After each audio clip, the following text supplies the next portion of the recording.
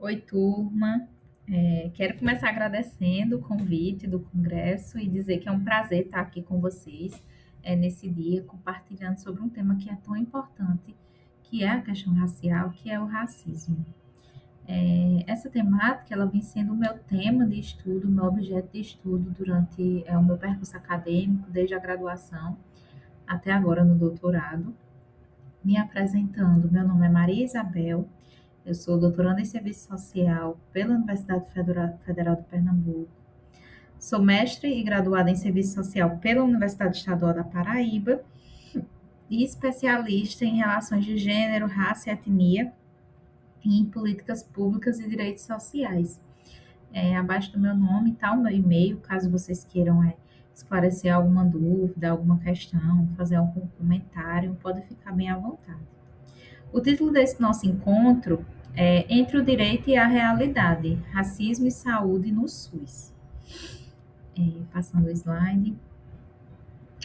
Não sei se vocês conhecem, a Sankofa. Eu gosto muito de iniciar esses momentos por essa imagem, porque ela é uma simbologia cheia de significado. A Sankofa, ela é esse pássaro, esse pelicano, que é um símbolo africano, que reconhece essa necessidade de recuperar aquilo que no passado foi relativizado, renegado, para que seja posto na ordem do dia. Assim, semeando esse presente, semeando aqui no presente para construir o futuro. Não é porque em tantos anos, trazendo para a questão racial, né, que esse debate foi silenciado na academia, que por vergonha de reconhecer, a vaidade de assumir que não sabe, que não entendem, esses não podem ser motivos para permanecermos no ocultamento desse debate. Até porque a demanda está emergente, está gritando, está no nosso cotidiano profissional e também nas nossas pesquisas. Esse símbolo ele foi resgatado por Abdias do Nascimento. Abdias é um autor que, particularmente, eu gosto muito das discussões.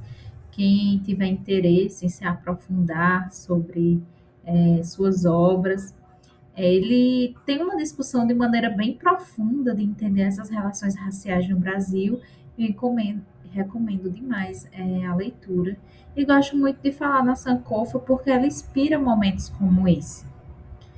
Nesse outro slide, para dar conta de uma parte do nosso tema de hoje, né?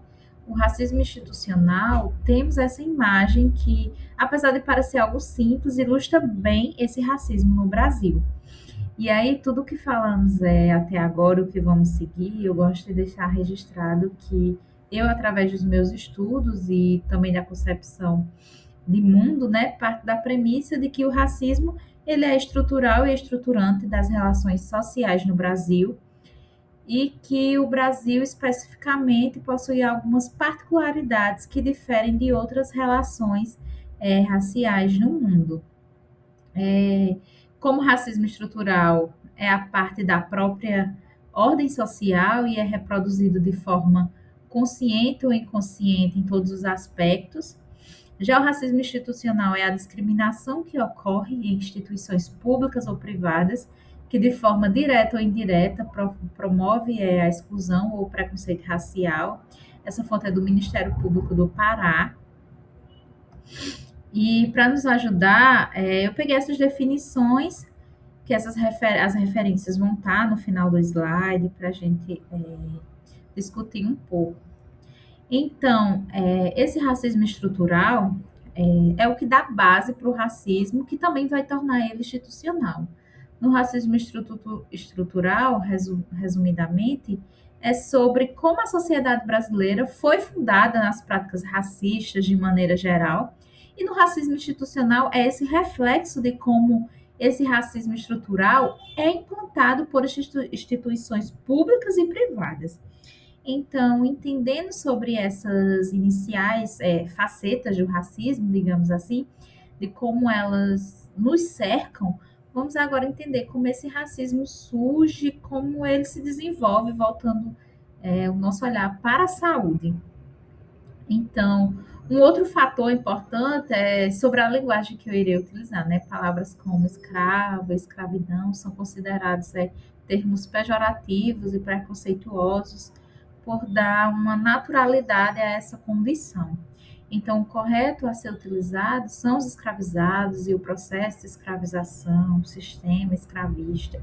Esse costume da linguagem é algo muito difícil, mas que devemos assumir esse compromisso e sempre se autocorrigir, sempre que possível, mesmo depois de tanto tempo debatendo a temática, algumas vezes ainda cometemos esse erro.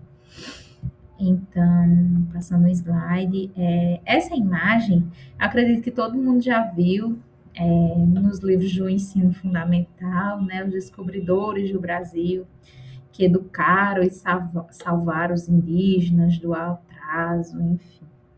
Então, em 1500, né, os portugueses, eles invadiram o Brasil, saquearam e cometeram todos os tipos de violência possível.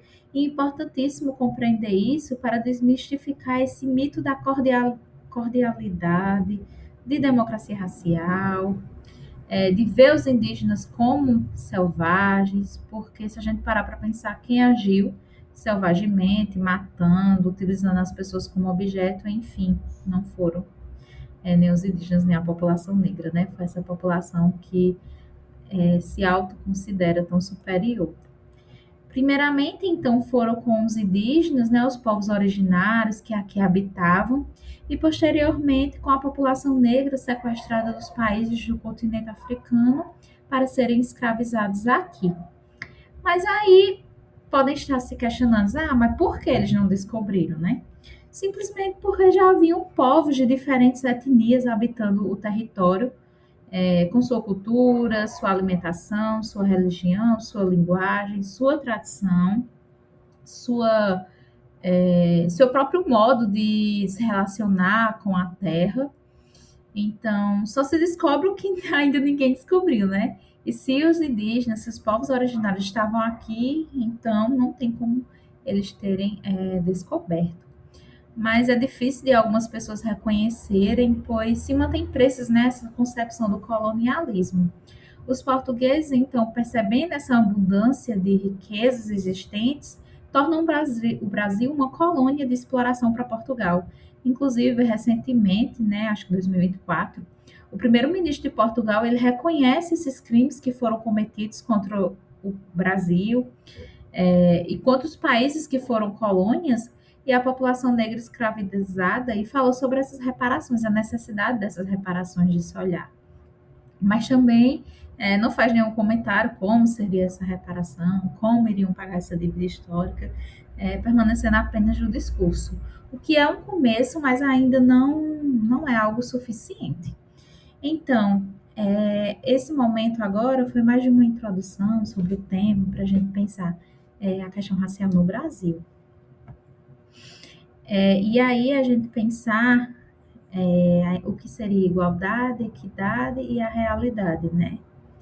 Iniquidades étnicas raciais na saúde ainda é um tema silenciado. É um reflexo do pacto da branquitude e do racismo institucional. Então, essa imagem, ela ilustra bem o que seria a igualdade. Será que a gente está lutando por uma igualdade na saúde, para que todos tenham acesso, mas vendo que cada um tem suas especificidades. A equidade, que seriam, de fato, todos iguais, e a realidade de como é. Os princípios do SUS, a universalização, a equidade e a integralidade.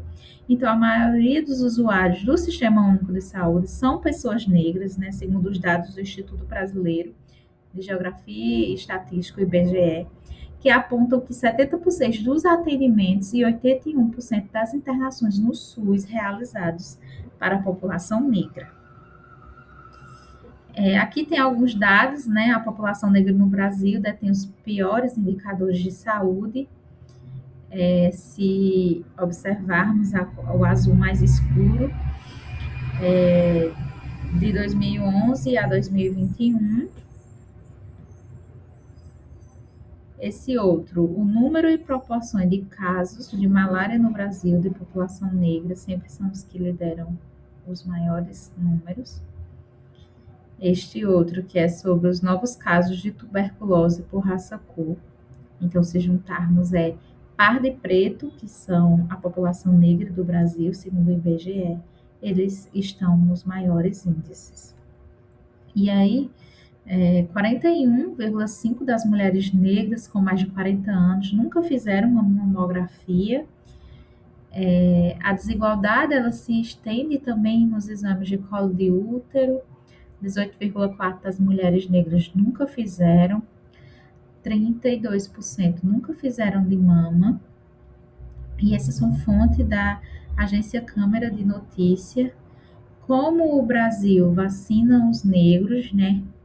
Bem menos, já que somos a maior parte da população e não tem acesso a essa saúde, a essa prevenção. A taxa de mortalidade materna de mulheres negras em 2017 e 2022 foi de 125,8 por 100 mil nascidos vivos, contra 64 por 100 mil para mulheres brancas e pardas. Alguns dos problemas de saúde mais comuns entre a população negra incluem as doenças crônicas, os transtornos mentais, violência obstétrica, mortalidade infantil e materna, doenças infecciosas.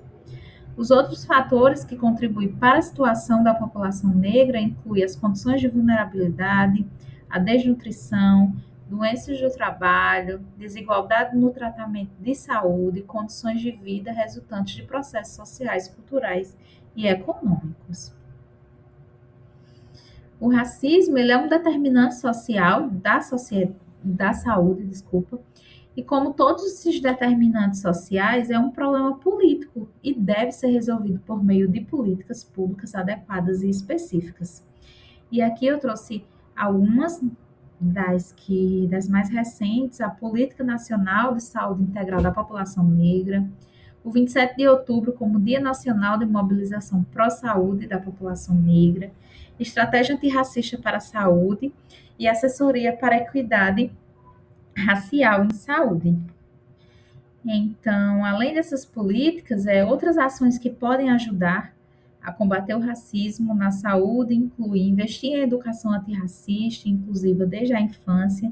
Então, esse congresso também, com esse momento de refletir sobre essa questão racial, também está nessa formação antirracista que é tão necessária. Promover espaço de diálogo e reflexão sobre o tema nos nossos ambientes de trabalho, implementar ações afirmativas e o processo de formação profissional antirracista. Então, essa é uma das referências que eu utilizei para a construção desses slides e fico à disposição. Até mais.